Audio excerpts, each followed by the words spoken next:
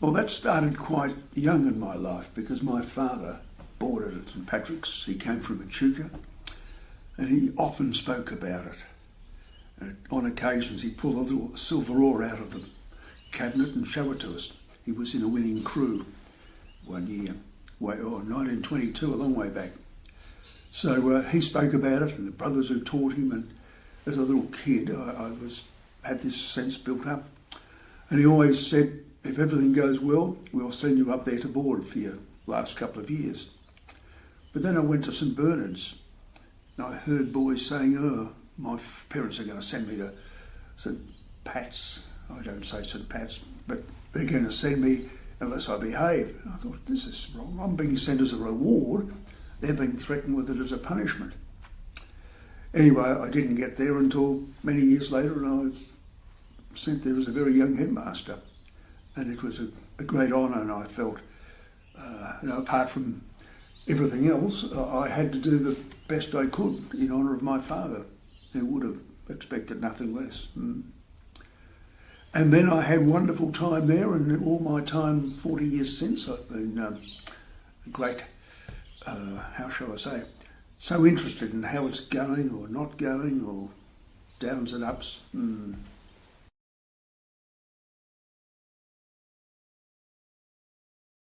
Well, they were all nice, and particularly the O'Malley Sports Centre, where lots of boys could be on weekends and phys ed during school time, because the climate, well, it's much nicer now, but in those days it was tough.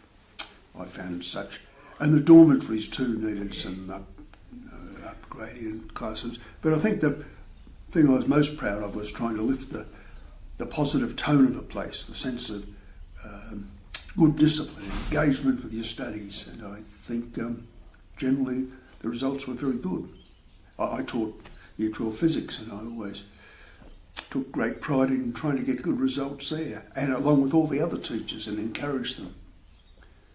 And boys come to school to learn, not just to admire the buildings, but that helps too.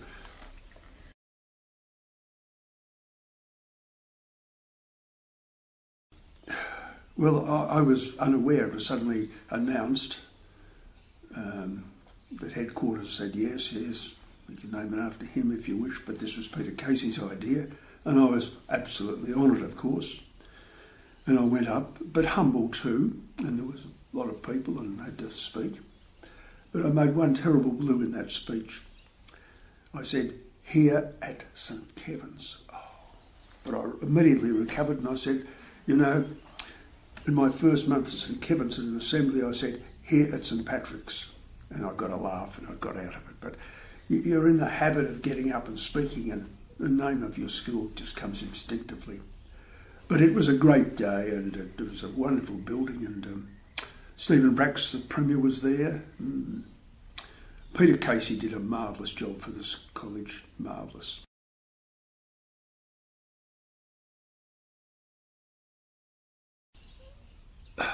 He was very engaging. He brought the old collegians back into the fold. All the reunions we had, he had built, with the old collegians, they built a great pavilion there, which has got many functions, including the final year exams. He brought them back and they were always welcomed.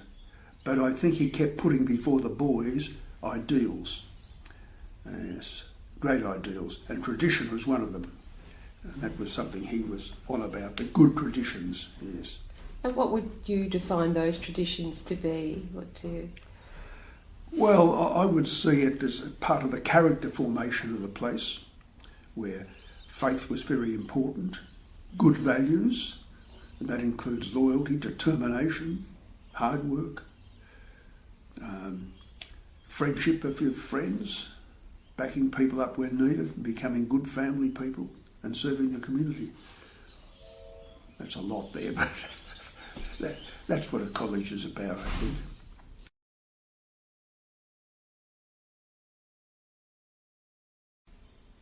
Well, going into any school these days, you've got to have your photographed and signed, life away sort of thing. That's throughout Australia. Until COVID, I used to visit schools throughout Australia to to encourage the heads to be supporting the Edmund Rice Foundation, works in Africa and other places. But Peter Casey was the one who really welcomed me back, and I always felt terribly welcomed. And Stephen O'Connor the same. But the old collegians, all their reunions, and the Laurie Liston and the man before, they were always so welcoming and encouraged me to come. Paul Nolan. Paul Nolan, thank you. Yeah. Yeah. Paul's not back, is he? No. No.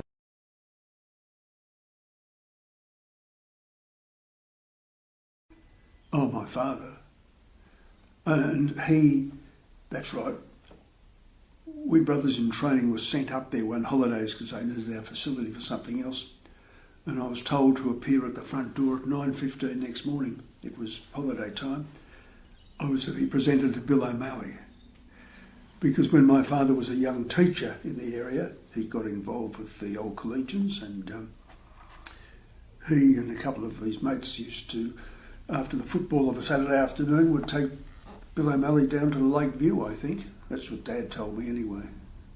So I was presented to, this is young Bill, old Bill's son.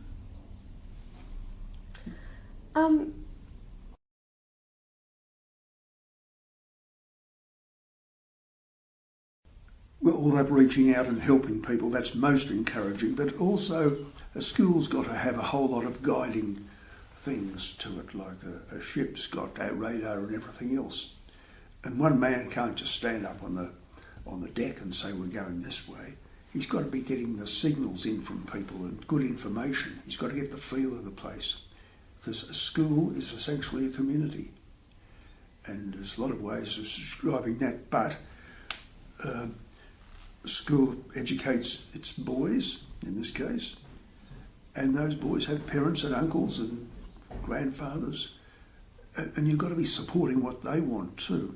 Not that all of them are correct, so they want the boys belted all the time. Well, we don't do that. So, I think they're very important. We need that encouragement, we need that building up of community. And all these reunions wouldn't happen without the Old Collegians Association. That connectivity is very important, isn't it? Absolutely, yes. What can the college be proud of? Well, I think it can be hugely proud of all the boys who have come out there in 130 years. 130 years. Very proud. Some fine ones. The man today who would have been 100, Laurie Lama, a very good friend of mine until he died a couple of months ago. And he was so proud of the college. And he was the oldest old boy when he died.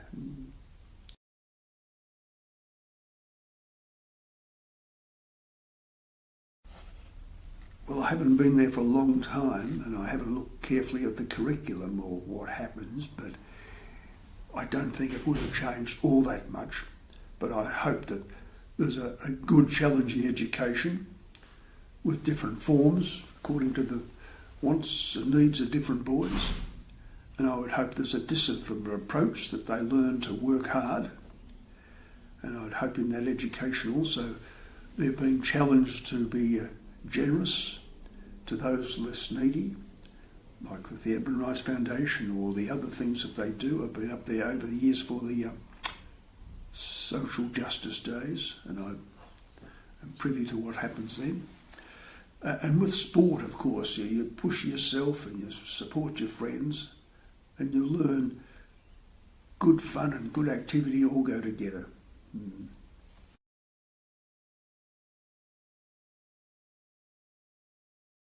Well, the one I've just touched on, I'm not sure how to describe it there, service to your community, service to those less well in need.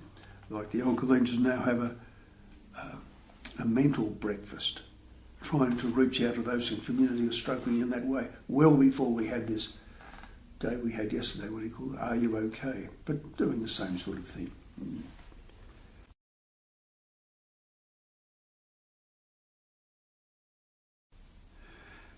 Well, we have sitting here Michael Carney, a brilliant man, such a giver, so always energetic and happy. No, a very good man. At my very first Old Collegians meeting in, let's say, March 1979, he was there. And when we had the 150th big dinner at the MCG a couple of years ago, he was right in the centre of organising it all.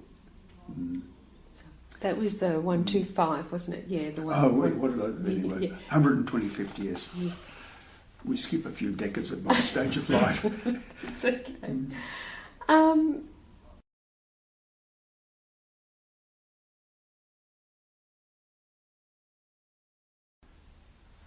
Probably particularly for our young boys. Well, we all need guidance. I've always believed very strongly in supporting old boys football or soccer or something else, because particularly in your first few years leaving school, you need something to help you along, give you a sense of guidance, give you a sense of belonging. And that's what the college does.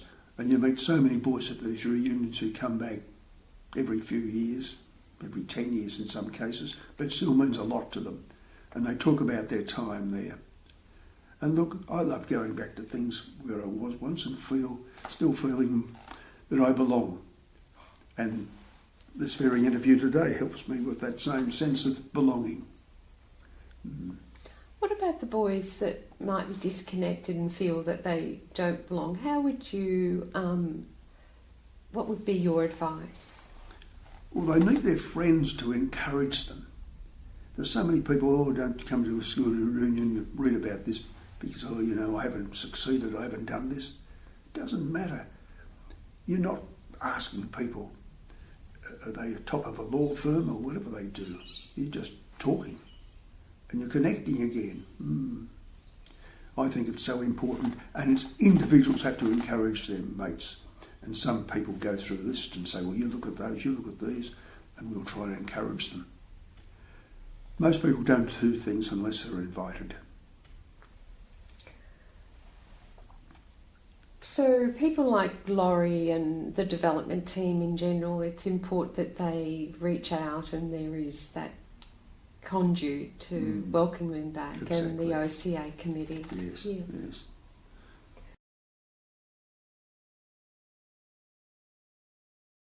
Well, it's a good question. I could say 1802 when Edmund Rice started his first school. They weren't brothers, he was just a businessman who said, I've got to do better for these young people. And then in 1868, when first lot of Christian Brothers arrived, and one leading them was Patrick Ambrose Tracy, and he was the one who negotiated with the Bishop of Ballarat and the conditions for which we would move in and take over the Holy Ghost College, which had failed and closed after a few years, and the building was just sitting there empty. So you could say 1893, that's when the college officially started. Only with relatively small numbers, because it was essentially boarding school then. But a year later they had almost 200 and it kept going.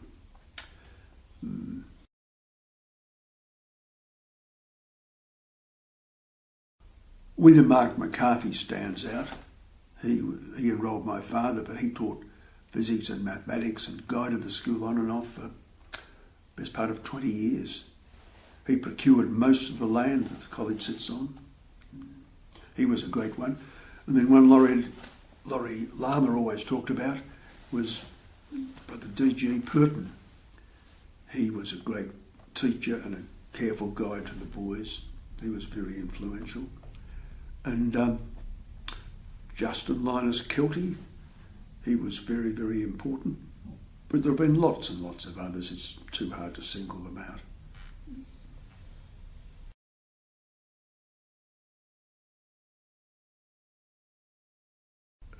Well, if we go back to the early days, there were people who became Australia's Attorney General. They mostly had knighthoods. Sir Bernard Hines, Australia's leading musician. I can't remember them all, but there were quite a lot of them. Who was a famous doctor? Sir Hugh Devine? Yes, Hugh Devine, yes, Yeah. yes, thank you. You know things. And we can talk about all sportsmen too, but Yeah. there are people everywhere doing great things. Who's contributed to the ethos, the culture and the success of the college? Who has? Well, so many individuals that you can't pinpoint them all, and in trying to do so, you do the others a disservice. And I think that's what a community is about. And as you said before, the old collegians and the parents and the boards, all of those things, all those people that contribute. But those day-to-day great teachers there. I think of Michael Brady. He was a wonderful teacher. I appointed him in charge of Year 7s, and he was good. He coached them football and cricket. He took them on camps. He created the real spirit within them. He was an outstanding teacher. I guess he was one of the unsung heroes. Exactly, yes. Except he had a very big funeral in the college chapel. Why is it essential to preserve our heritage and history? Well, that's from which we came, and by remembering that, it helps us to keep those best things alive in us, and we want those best things to be handed on to the next generation too.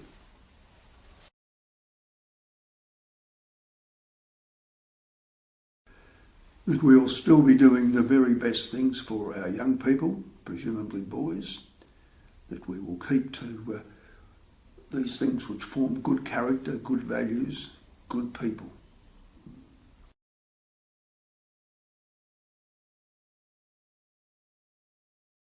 Well, I think certainly hard learning, exposure to that and encouragement and on that, but opportunities for service learning. You go out and, I'm not sure what they do now, but we certainly used to do it in my time through the Legion of Mary and the St Vincent de Paul. They'd visit people in hospitals, they'd visit people in other sorts of places like that. Yeah, we need, unless we show some compassion, it's just a word. We've got to learn compassion by doing it.